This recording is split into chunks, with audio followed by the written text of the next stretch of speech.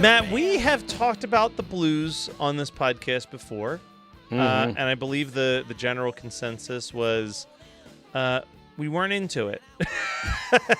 Well, we haven't talked about the blues really since Buckingham Blues, which also made us very uncomfortable for all kinds of reasons. Yeah, a lot of reasons. Again, I'm going to give a quick spoiler alert here. I like this more than the Buckingham Blues, which is my second least favorite original. Let's come right out the gate and say I'm grateful to Al for doing this, because this feels redemptive to me. This is a much, much, much, much better blues parody than Buckingham Blues, as far as I'm concerned. It's such a good blues song. Al recorded the song with the attempt being to write the ultimate blues song. And after the release, who knows if this is true, but I've heard this legend many a time. After the song's release, B.B. King listed it as one of his top 10 favorite blues songs of all time. That's amazing if that's true. Al himself did say that he had heard that from B.B. King, or from someone related to B.B. King, that had been said. So like Al is on record saying that is true, which is, it doesn't get better than that, guys. It does not get better than that. Yeah, and the song is something that we know Al to do, which is that he is writing a very, very complainy song about the most mundane of things, and it's a trope that he'll go back to many more times. One of my more fond versions of this is obviously I love Ben Folds 5, so I love Why Does This Always Happen to Me?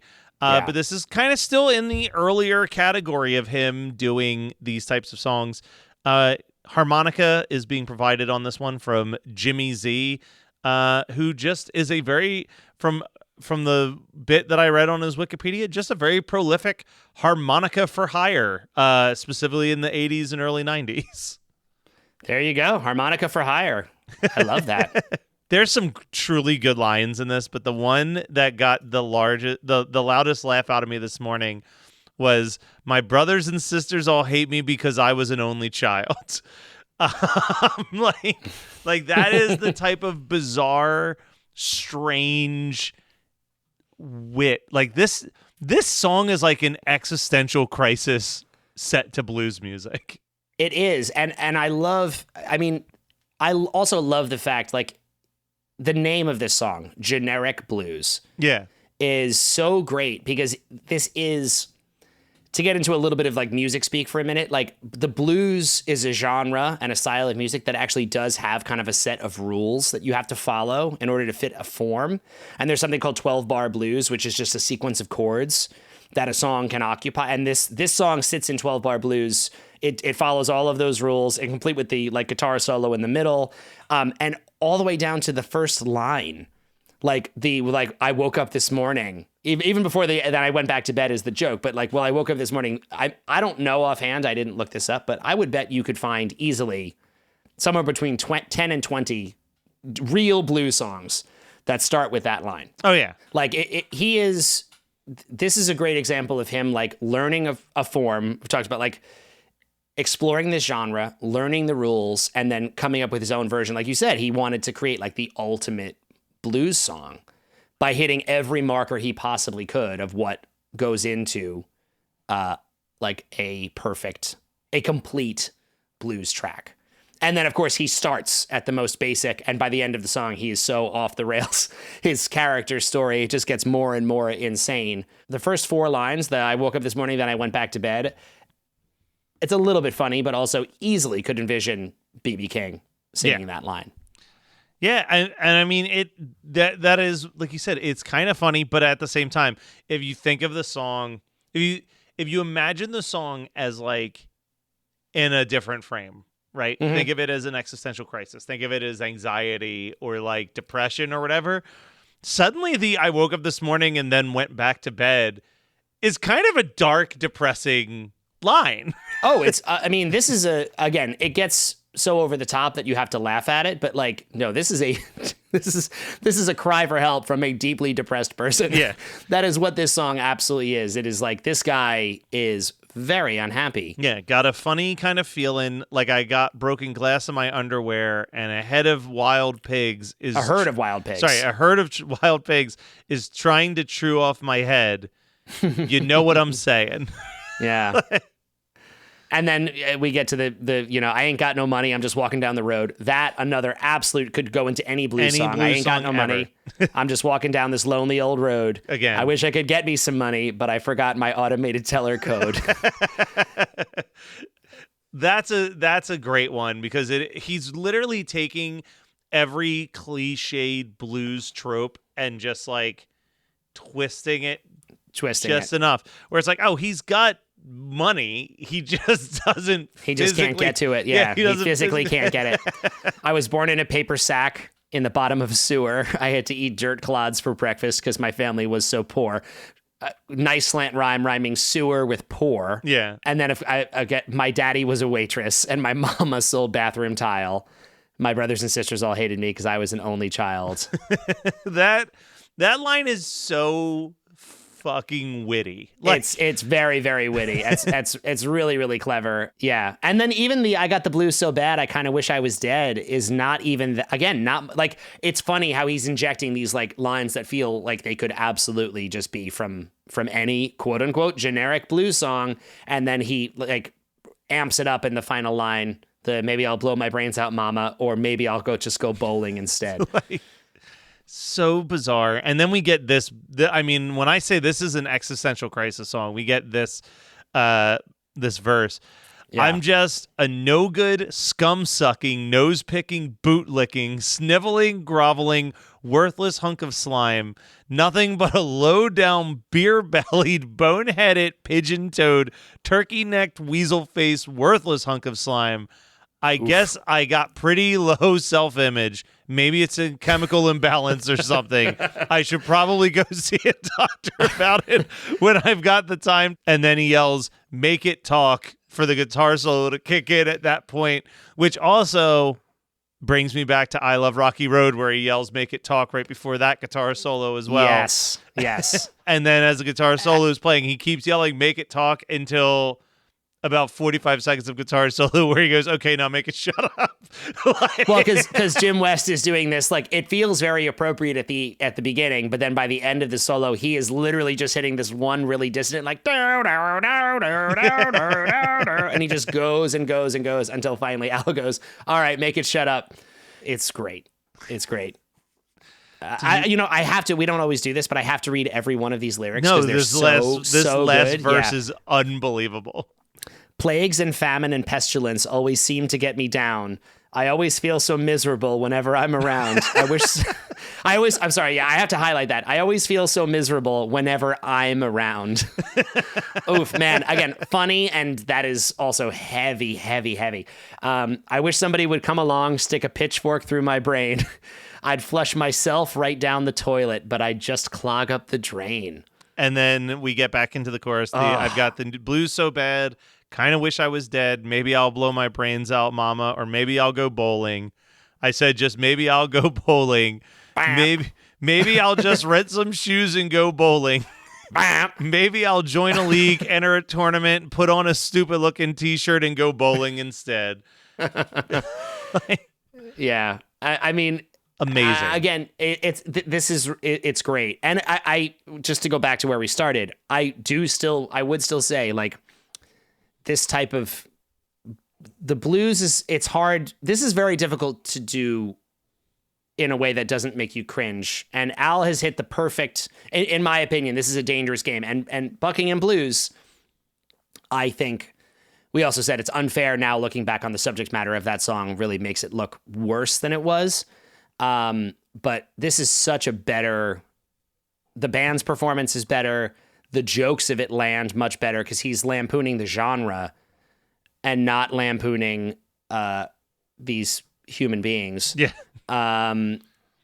It's I don't know. This works so much better for me. If Buckingham Blues was the only blues song in Al's catalog, it would have been a genre-wide swing and miss.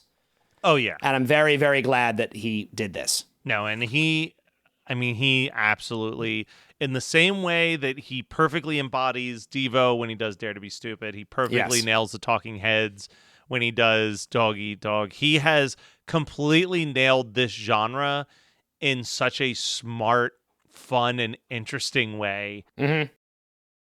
TIAA is on a mission. Why?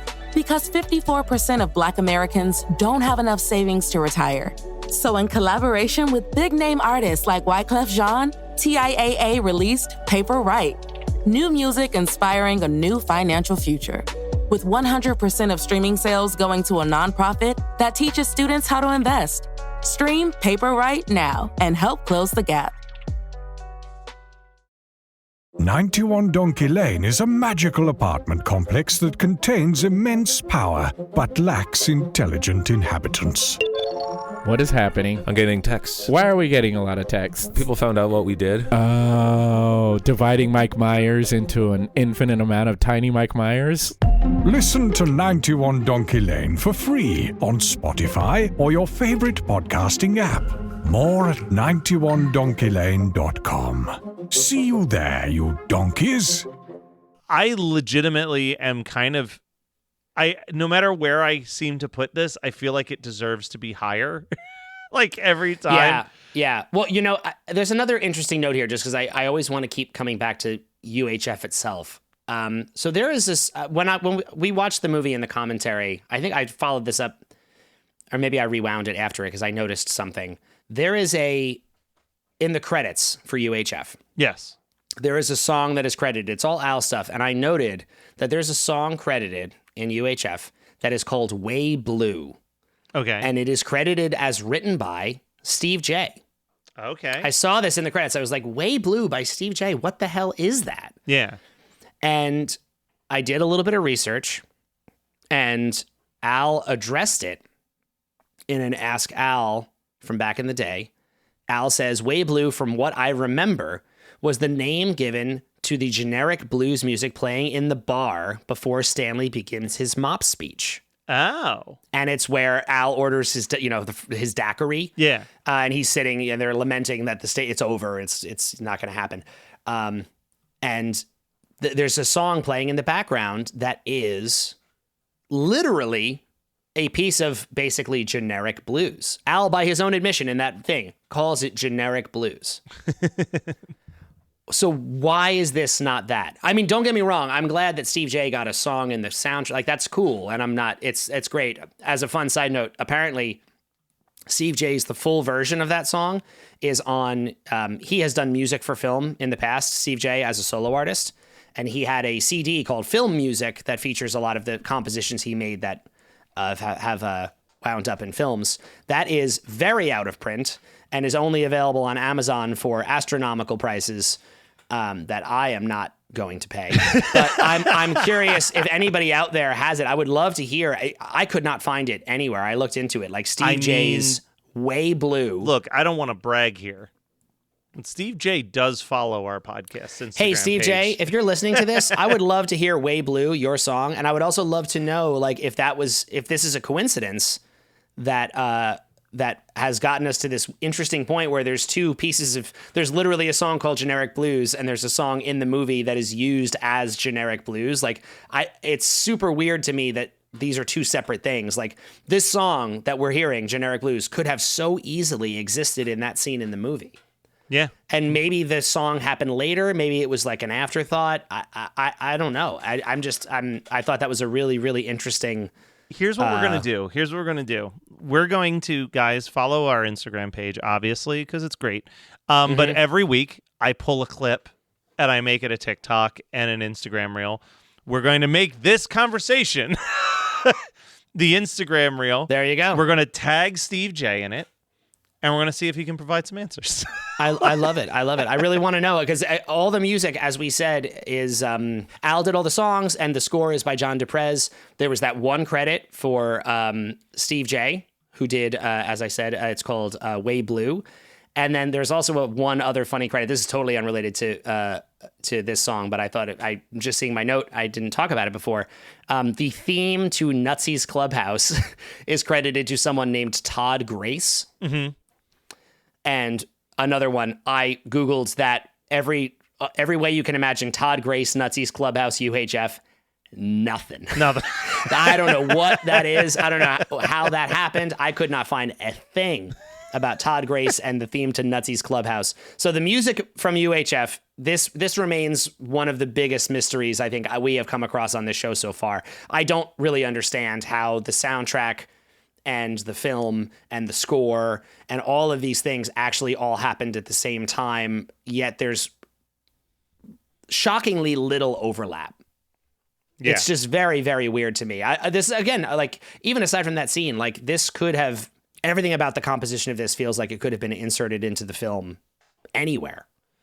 And it's weird that it just didn't happen. It's just this standalone track. But in the world of standalone tracks on the UHF soundtrack, this one really does function very well as its own piece. This is a great song. Yeah. No, this is, so I'm trying to figure out where I want to rank this. And I actually ended up putting it so much higher than I anticipated. I kept being like, this isn't high enough. This isn't high enough. And next thing I know, I think my song is almost in the top 10 here, because I'm dropping it after Christmas at Ground Zero and Above Good Old Days. If it's not in the top 10, it's just outside of it. Let's see. 1, 2, 3, 4, 5, 6, 7, 8, 9, 10. It's at 11th place in my overall Al Originals, which is so much higher than I had any anticipation of this song falling when I picked it. Yeah, that is very impressively high. We are really like we've gone back. We flipped on each other from the last the She Drives Like Crazy that I ranked shockingly high. I am not gonna put it that high.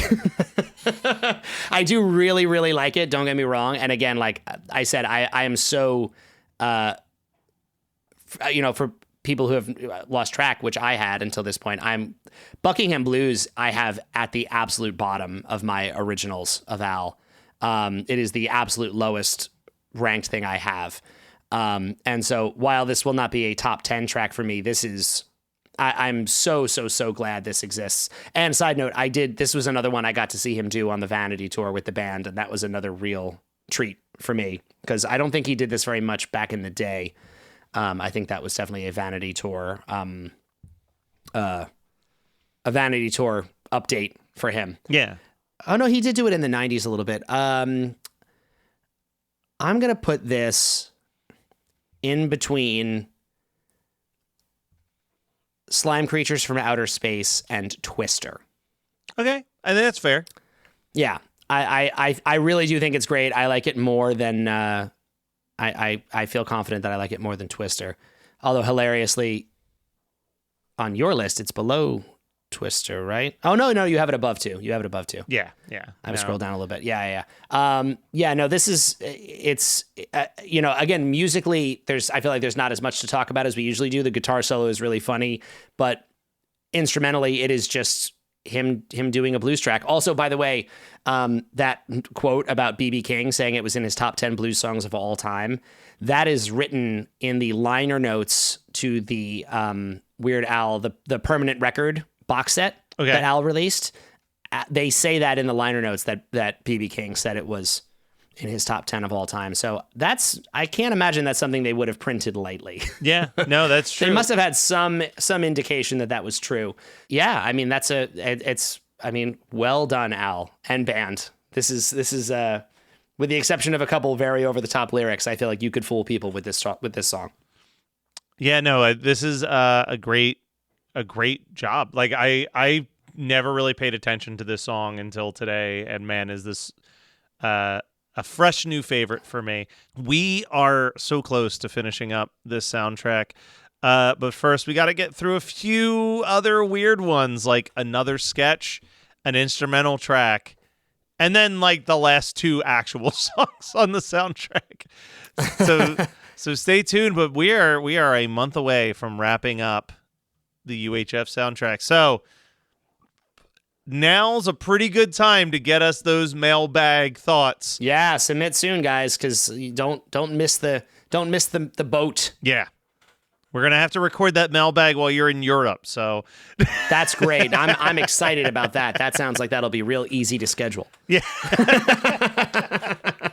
So stay tuned, everybody. We'll be back next week with more Weird Algorithm.